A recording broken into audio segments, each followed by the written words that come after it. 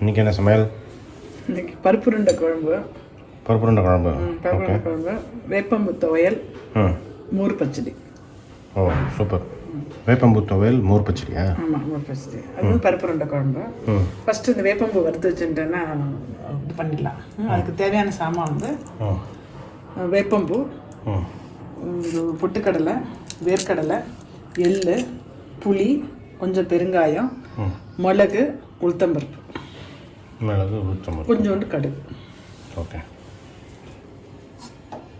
வேப்பம்பூ தொகையில் வந்து மோர்ஞ்சாத்துக்கு தொட்டுக்கலாம். மோர்ஞ்சாத்து தொட்டுக்கலாம். ஆமாம், அது எப்படி பசங்க கூட சாப்பிடலாம். ஒரு ரூபா அந்த மோர் ரசத்தை தொட்டுட்டு ஒரு ரூபா சாப்பிட்டுட்டு இது பண்ணலாம். இந்த மோர் பச்சடிக்கு அந்த இது என்னென்னா, இது வந்து வேப்பம்பூ வந்து கசப்பு தெரியக்கூடாதுன்றதுக்காக வேர்க்கடலையும் பொட்டுக்கடலையும் போடுறேன். ரொம்ப கடுகு வேண்டாம், துளியோண்டு கடுகு, எண்ணெய் விட்டுருக்கீங்க? எண்ணெய் அரை 1/4 ஸ்பூன் விட்டுருக்கேன். அதேமாரி உளுத்தம்பருப்பு 1 டீஸ்பூன், அதேமாரி கடலைப்பருப்பு 1 டீஸ்பூன். இது ரொம்ப குட்டி டீஸ்பூன் இல்லை, 2 வாட்டி போடுறேன். Normal teaspoon 1 teaspoon. அப்புறம் வந்து மிளகு வந்து 1/2 டீஸ்பூன். கடுகு மிளகோட சத்தம் கேட்குது பார்த்தீங்களா? வேறு வறுத்துட்டு இதை எடுத்துட்டு மிச்சம் எல்லாத்தையும் வறுத்துக்கிறேன்.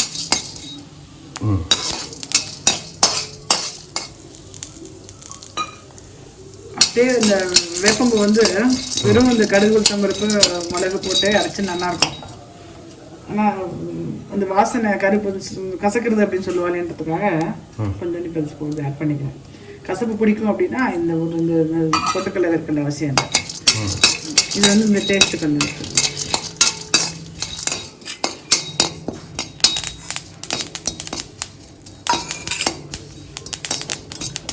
அந்த சூட்லேயே ஆடும்ல? அந்த எண்ணெய் விடலை, அப்படியே பற்ற வச்சுருக்கேன்.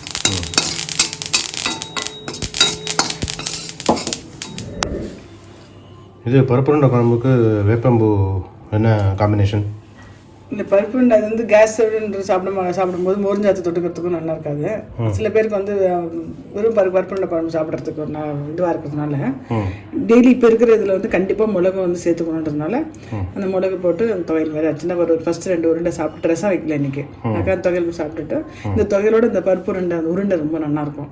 அதுக்காக இந்த மோர் பச்சடி வைக்கிறேன் இல்லையா, அந்த காம்பினேஷன் சில பேருக்கு பிடிக்கும். அந்த அந்த உருண்டை இல்லாமல் அந்த குழம்பை பசஞ்சிட்டு அந்த மோர் பச்சடி மட்டும் சாப்பிடுவாங்க.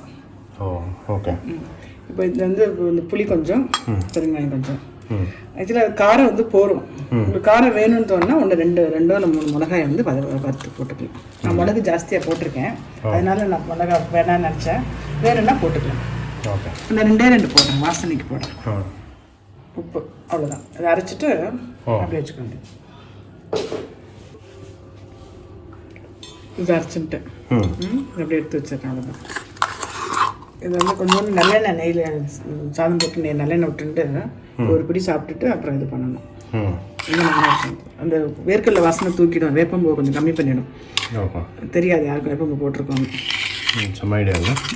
வேப்பம்பூ பிடிக்கும் அப்படின்னா நம்ம வந்து வெறும் வேப்பம்பூ போட்டலாம் உள்ள. அப்போ வந்து இந்த இது வேண்டாம். இது வந்து மோர் பச்சடின்னு சொல்லுவான். இந்த ஜுரம் வந்த டயத்தில் அப்படிலாம் மோர் சாப்பிட்டா ஒத்துக்காது. அப்படி சில பேருக்குலாம் மோர் சாப்பிட்டா சளி பிடிச்சிடும் அப்படின்ட்டு சாப்பிடவே மாட்டாங்க மோரை. ஆனால் இந்த சீசன் வந்து இப்போ வந்து சம்மரும் ஸ்டார்ட் ஆகிடுது இல்லையா, பாடி ரொம்ப ஹீட் ஆகிடக்கூடாது. ஸோ மோர் சாப்பிட்டே ஆகணும்.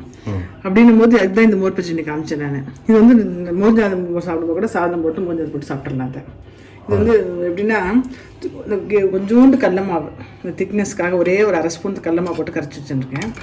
இது மோர் வந்து கொஞ்சம், அதாவது தயிர் வந்து கொஞ்சம் ஜலம் விட்டு கொஞ்சம் கரைச்சி வச்சுருக்கேன்.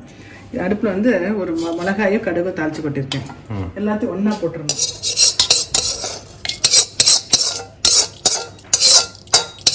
வெறும் கடுகு மிளகா, அந்த தாளிச்சதில் கொஞ்சோண்டு மஞ்சப்பொடி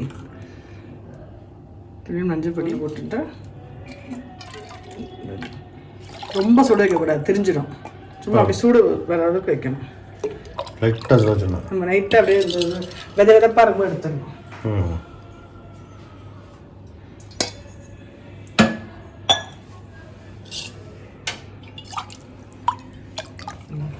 உப்பு கொஞ்சம் போட்டுக்கணும். சாமான் வந்து கடுகு 1 ஸ்பூன், மிளகா 1, கொஞ்சோண்டு மஞ்சப்பொடி, 1/2 ஸ்பூன் கடலை மாவு, ஒரு டம்ளர் நிறைய கொஞ்சம் மோரை கலந்து, மோரில் ஜலம் கலந்துட்டு மோர்.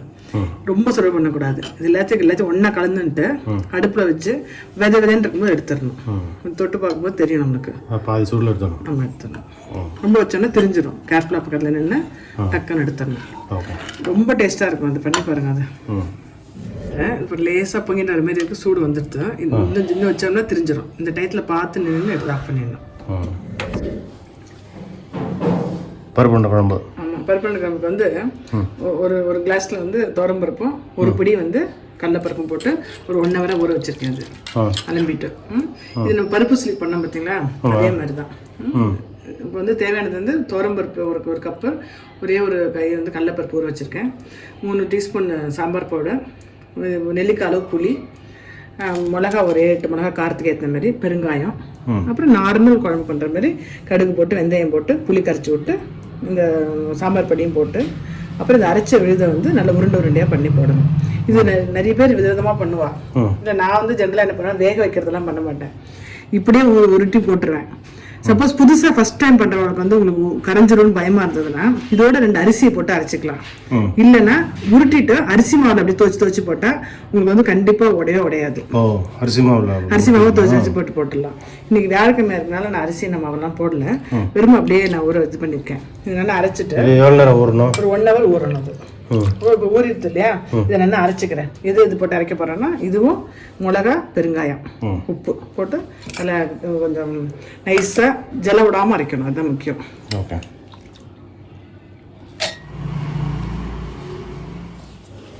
அரைச்சிட்டேன் நான்.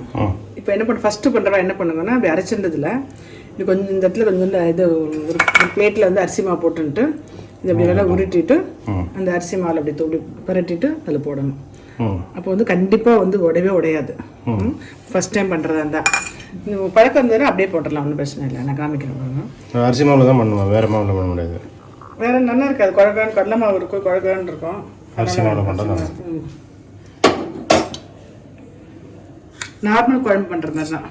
கடுகு, கொஞ்சோண்டு வெந்தயம், கடுகு வெடிக்கட்டும்.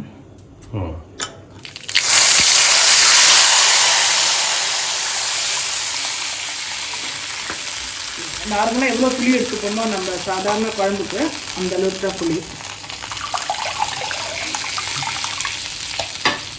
இதில் வந்து கொஞ்சோண்டு மஞ்சள் பொடியும் சாம்பார் பொடியும் போட்டுருங்க.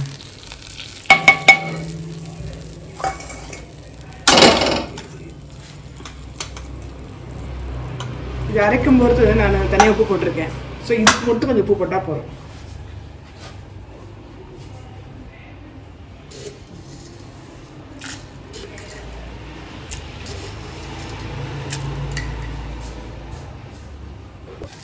இது நல்லா கொதிக்கட்டும்.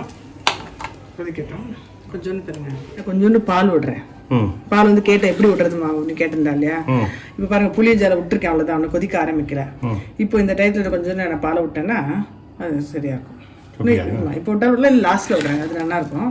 இது கொதிச்சதுக்கு அப்புறம் இந்த உருண்டையெல்லாம் போட்டதுக்கு அப்புறம் இறக்கிறதுக்கு முன்னாடி பாலை விட்டுட்டு இறக்கினா இந்த தேங்காய் போட்ட எஃபெக்ட் இருக்கும், கொஞ்சம் க்ரீமா இருக்கும். ஓகே, இப்போ இது கொதி வருது பார்த்தீங்களா, இந்த டயத்தில் வந்து உருட்டி அப்படியே போட்டுருணும்.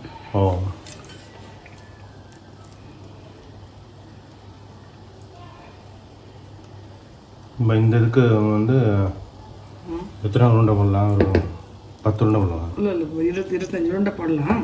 நான் கொஞ்சம் ஜாஸ்தியாக பருப்பு போட்டு அரைச்சி வச்சுருக்கேன். எதுக்குன்னா இந்த லாவண்யா சொல்லியிருந்தா இல்லையா, இதில் அப்படியே அவல் போட்டு பண்ணலான்னு. சரி, சாயந்தரம் டிஃபனுக்கு அது பண்ணலாம் மாட்டதுக்காக அப்படியே கொஞ்சம் ஜாஸ்தியாக வச்சுருக்கேன்.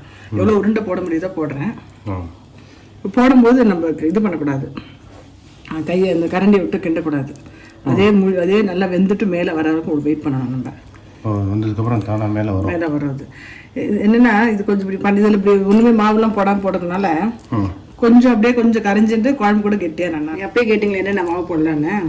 அரிசி மாவு, கடலை மாவு, கோதுமை மாவு எது வேணால் போடலாம். மாவே போடாமல் போட்டால் தான் அதில் டேஸ்ட்டு. மாவு போட்டால் எனக்கு பிடிக்காது.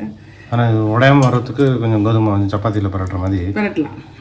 நல்ல ஐடியா. கோதுமை நல்ல ஐடியா இல்லையா? பரவாயில்ல, நல்லா கேட்குறீங்க கொஷின்ஸ்லாம். உங்க கூட சேர்ந்து கொஞ்சம் ஞானம் வந்துடுச்சு எனக்கு. ரொம்ப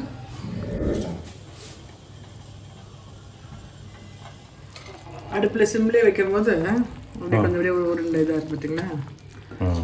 உருண்டை அப்படியே இருக்கும். சூப்பராக வந்திருக்குல்ல.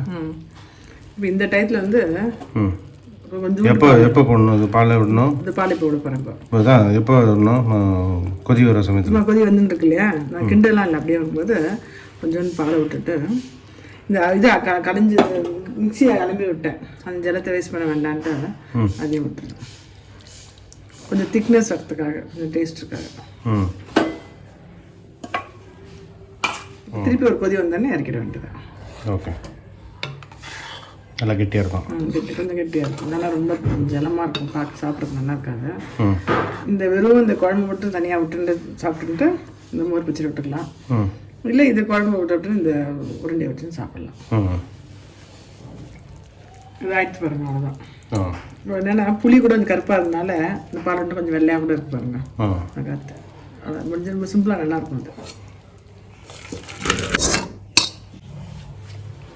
Wow, super. பருப்பு நண்டு குழம்பு, வேப்பம்பூ துவையல், மோர் பச்சடி. இது வந்து அது வடையில் பாருங்க. ஆறுனதுக்கப்புறம் இன்னும் நல்லா கெட்டியாகிடும், நல்லா இருக்கும். சூப்பர், பிரமாதம். மிக்க நன்றி.